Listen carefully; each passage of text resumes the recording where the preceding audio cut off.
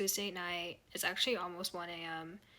I just spent the past hour fleshing out this idea that I had while I was laying in bed.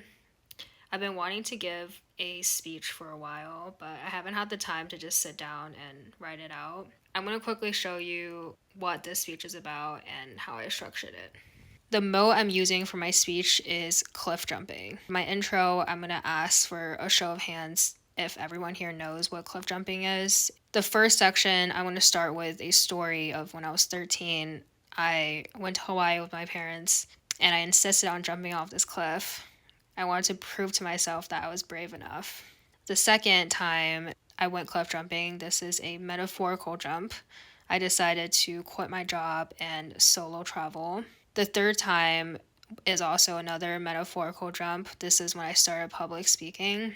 And then the conclusion is I relate the metaphor of going cliff jumping, having to make that decision, getting nervous, and then actually making the jump and getting that adrenaline. Overall, I'm feeling pretty good about this speech. I think it's gonna go really well, and I'm really excited to start practicing it.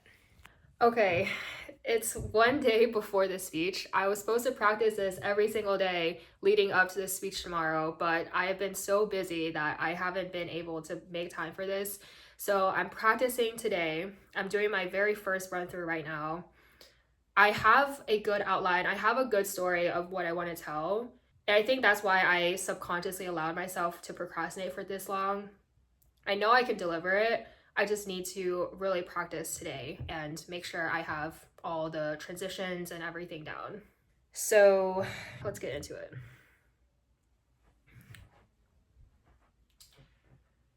Does everyone here know what cliff jumping is? Has anyone ever gone cliff jumping? Well, if you don't know what cliff jumping is, it's exactly what the name suggests. You see a cliff and you jump off of it, preferably into some body of water.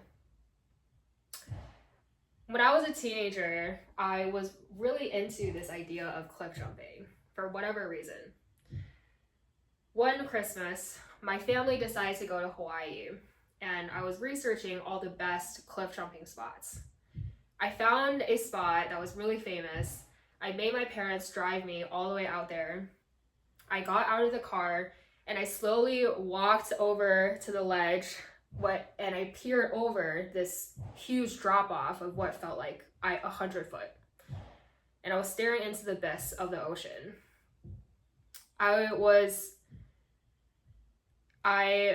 My stomach was churning, my legs were shaking. I was like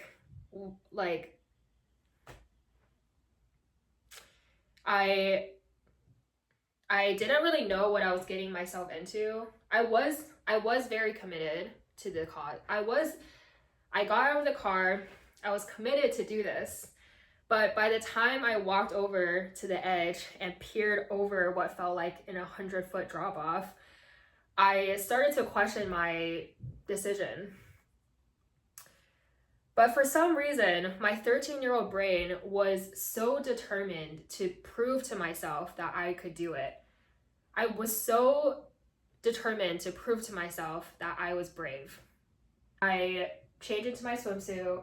I backed up a couple steps away from the ledge. So I went back to the car, changed into my swimsuit, gave myself a little pep talk, got out of the car, and was a few steps back and moved a few steps away from the ledge. I got changed out of my swimsuit, went back to the ledge, backed up a few steps, and took a deep breath and started charging towards the ledge and made the leap. I started charging towards the ledge and leaped into the ocean and leaped over it and leaped off the cliff. I just ran through the speech for 30 minutes and I feel surprisingly good. This is only my second speech at Toastmasters. The first speech was a few weeks ago. I printed out note cards, practiced for an hour every single day for a week leading up to this speech. When I was delivering it, I was still holding my note cards and shaking. But this time, I feel really good. I really feel like so much more confident in my storytelling and my speech abilities. Even if I mess up or don't say the perfect phrasing, I don't really mind anymore.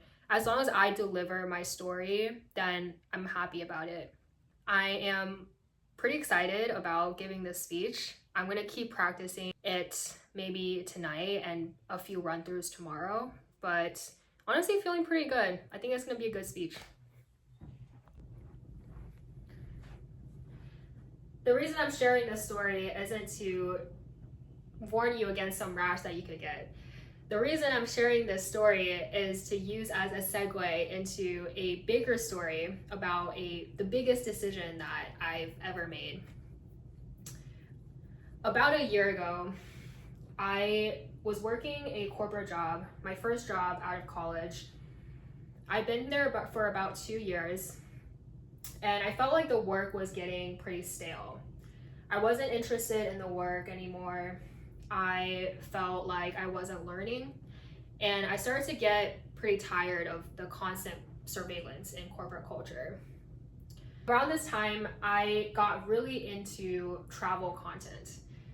I indulged in so many YouTube videos, TikToks, Instagram Reels, all to live vicariously through other people.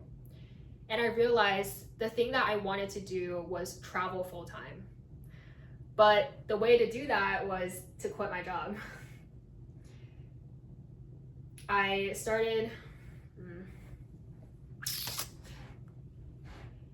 realized that the thing that I wanted to do was travel full time, was to quit my job and travel full time. But I didn't want to do it alone. I mean, what if I didn't want to do it alone? I had all these barriers of entry built up in my head. Like, what if I end up in a hostel that I really don't like and have to talk to annoying people all the time? What if I get really lonely? Called out pretty much everyone that I knew and asked if they wanted to quit their job and solo travel with me. And surprisingly, no one said yes. So I was left with the decision of either solo traveling or continuing to work in this job that I hated. I was stuck in this state of agony for months. I couldn't decide.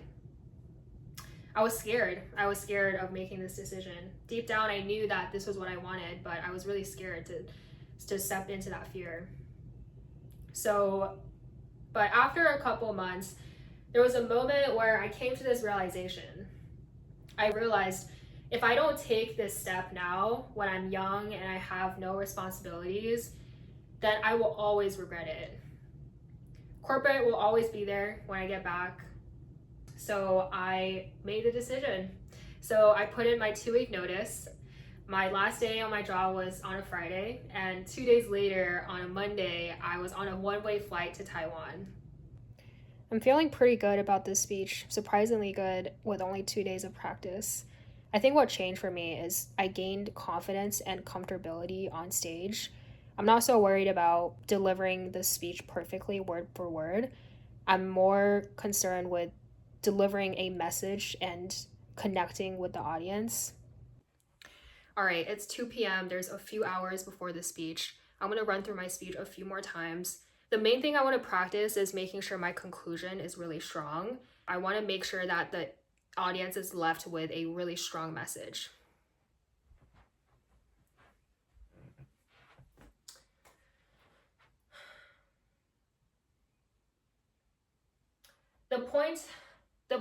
So the message I want to leave with all of you tonight is to say, the next time that you're faced with indecisiveness about a big, scary decision that you want to make, think about this image of standing on top of a cliff, on the edge of a cliff, peering down into the abyss, staring your fear in the face. And think about what it would feel like to jump off of that ledge and to prove to yourself that you were capable, that you are capable, that you are brave, and that you are worthy of doing the scary thing.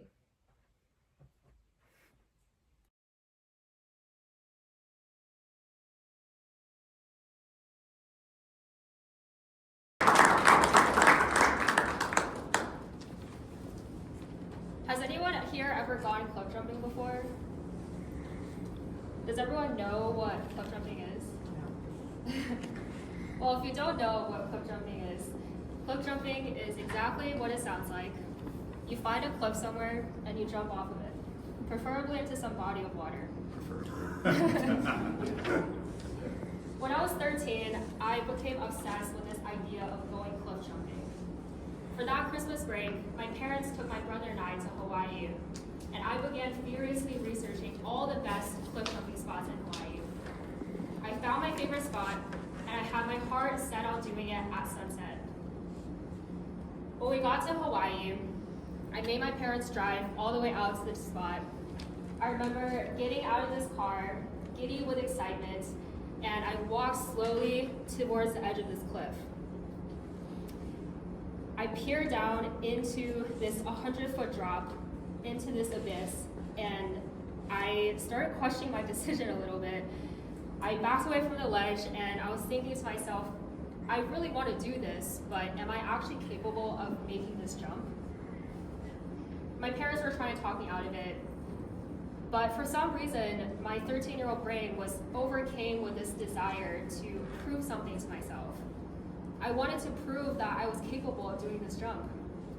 So I told my parents, respectfully, I'm going to do this jump. And I backed up a few steps.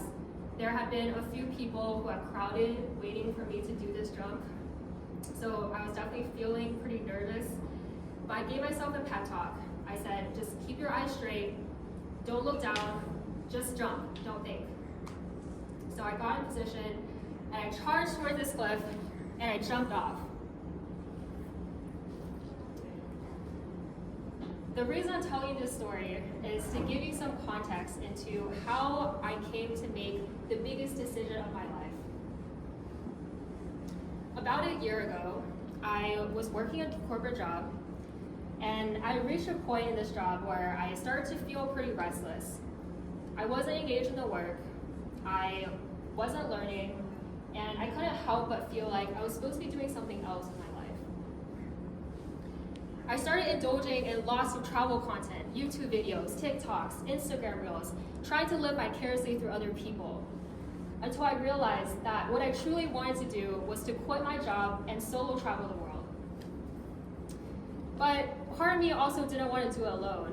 I had all these fears built up in my head about what if I get really lonely? Or what if something bad happens and there's no one around to help me?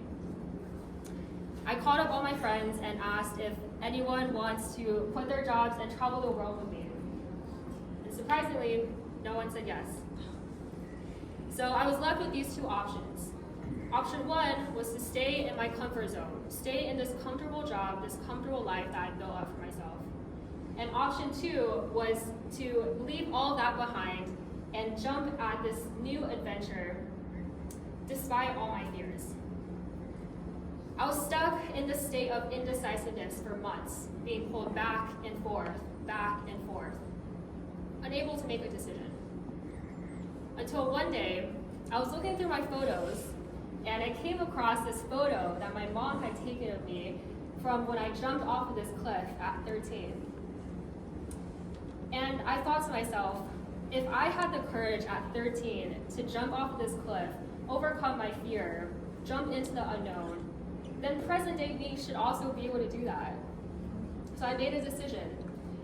I put in my 2-week notice with my manager, and I booked a one-way ticket to Taiwan. I ended up traveling for 6 months solo, completely alone, and it was some of the best experiences of my life. I volunteered in hostels and met people from all over the world. I got to live in one place for an extended amount of time and got to experience that culture in a way that I wouldn't have just traveling through. But honestly, none of that was the best part. The best part of this experience was that I got to prove to myself that I'm more capable than I think. That was exactly what 13-year-old me was trying to prove when she jumped off of that cliff. So the message I want to leave with you all tonight is to say, growth isn't always gradual.